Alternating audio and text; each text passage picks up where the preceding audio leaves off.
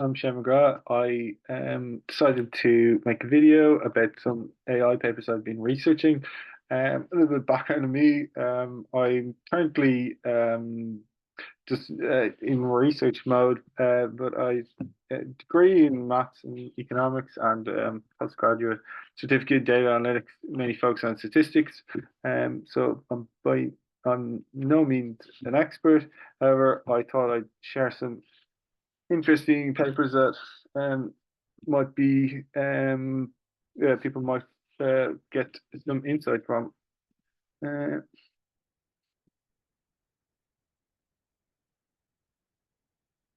so,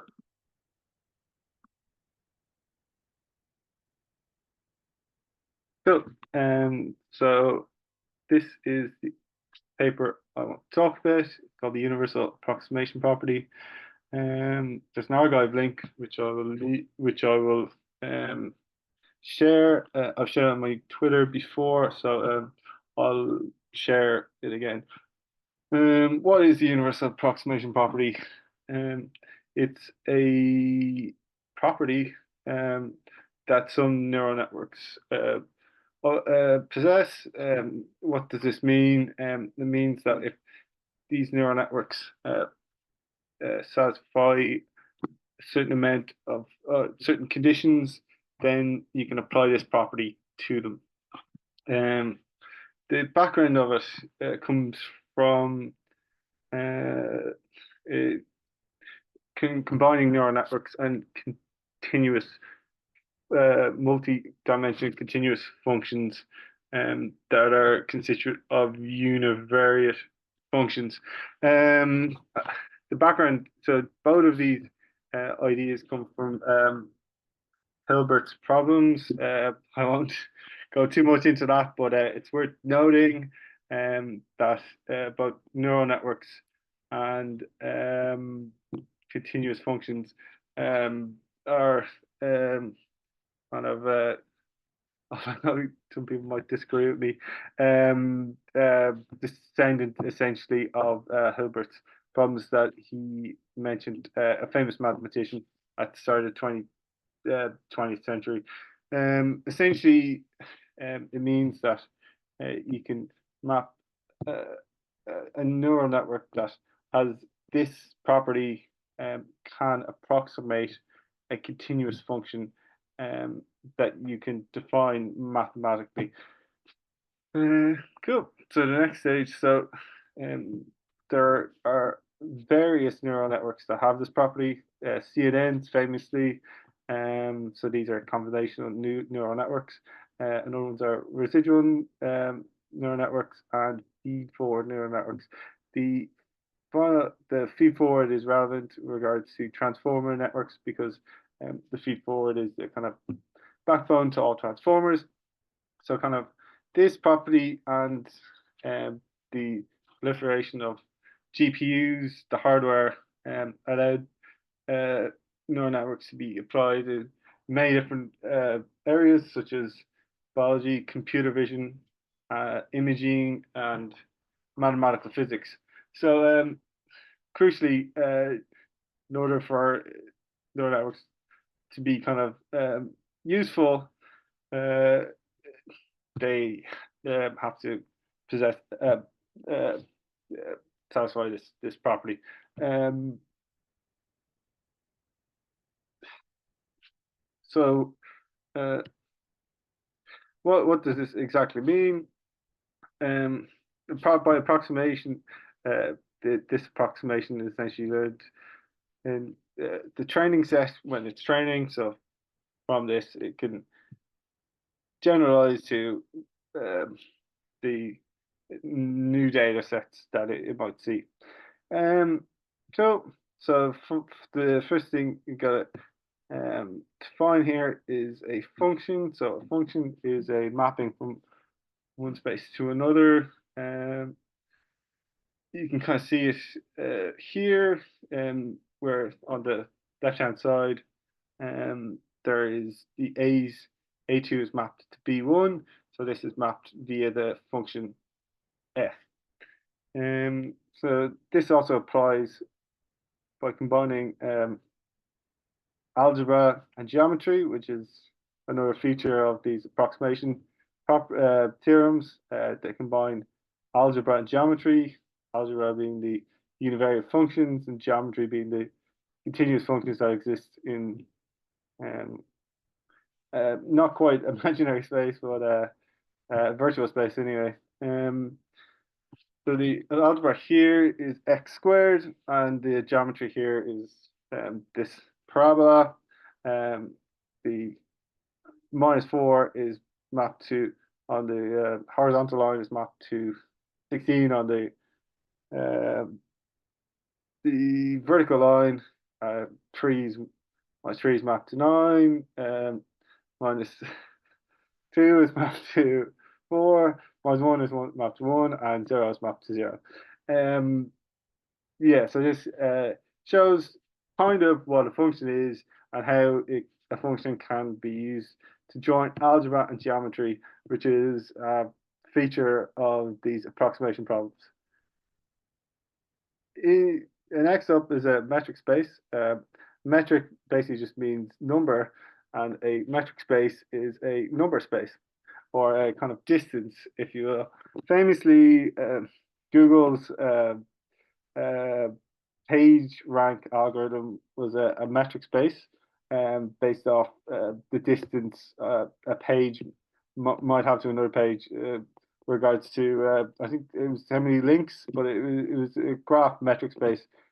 So metric spaces have been applied to all sorts of internet problems for since the dawn of the internet.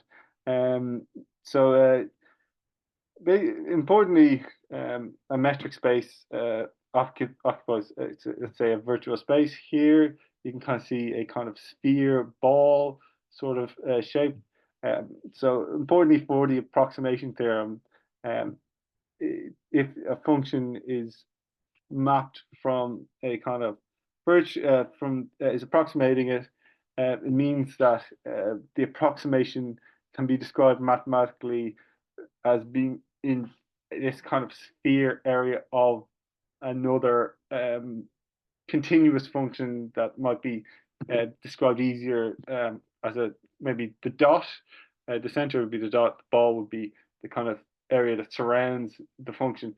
So this is kind of gives you kind of more of a visual idea of how the approximation works. These sort of concepts are taken from something called mathematical analysis, in which the proving that something is in the same distance, you use these sorts of spheres and balls. I said I kind of studied this stuff for college, so it resonates with me.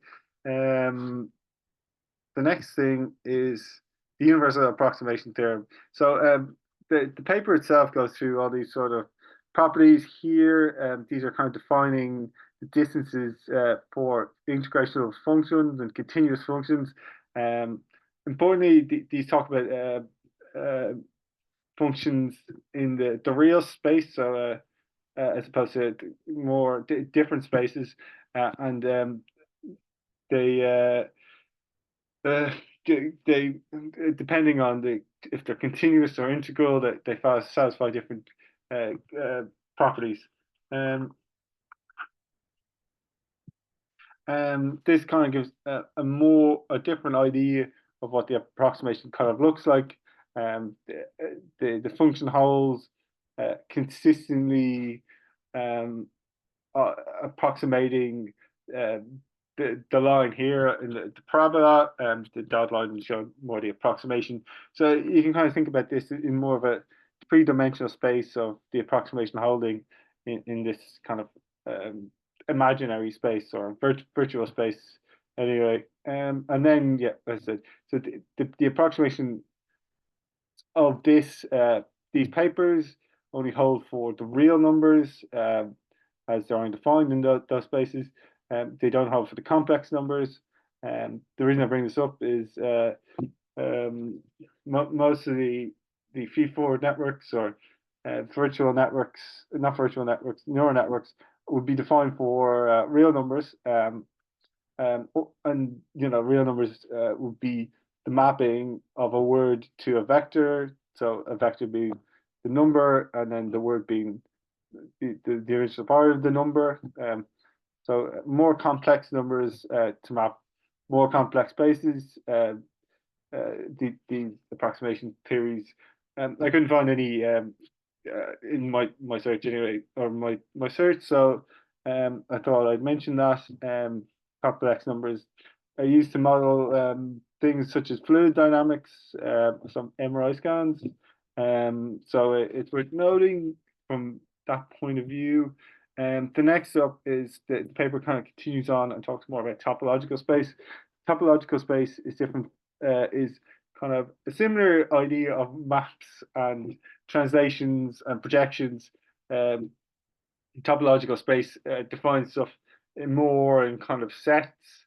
It's easier to work with mathematically than the kind of the balls and the coordinates. So it's kind of worth mentioning. Sometimes you get like sequences that change. Um, they kind of not oscillate, but they kind of continuously change their kind of path, but they might still be in a set, but it's harder to find a distance to work with that to satisfy the properties that the metric spaces might have. So sometimes it's easier to work with topological spaces.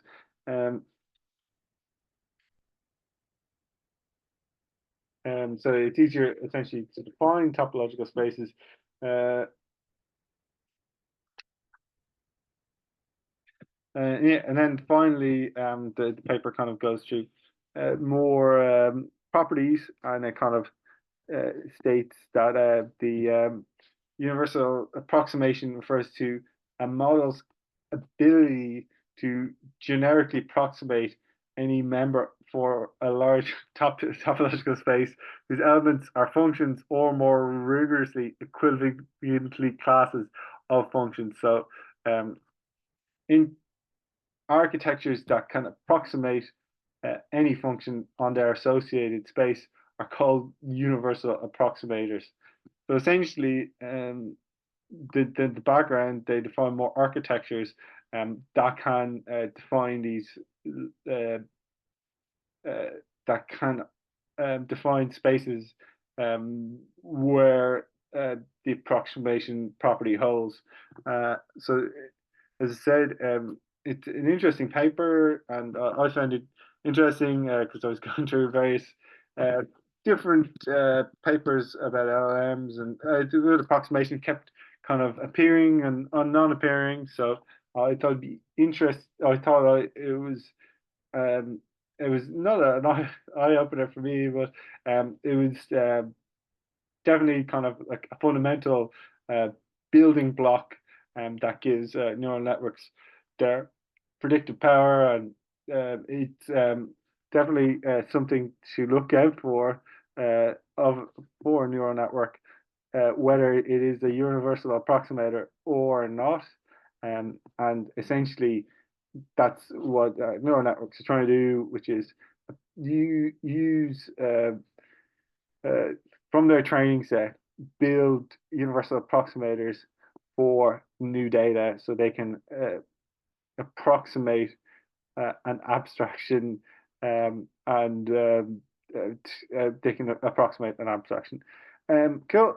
The paper kind of goes on and talks more about kind of dynamic networks. So I kind of won't go into that, and I'll kind of stop here. So I might go into that in another video. Anyway,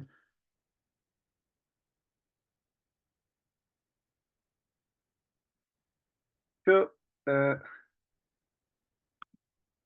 cool. And yeah, then I will say goodbye then, and cool. End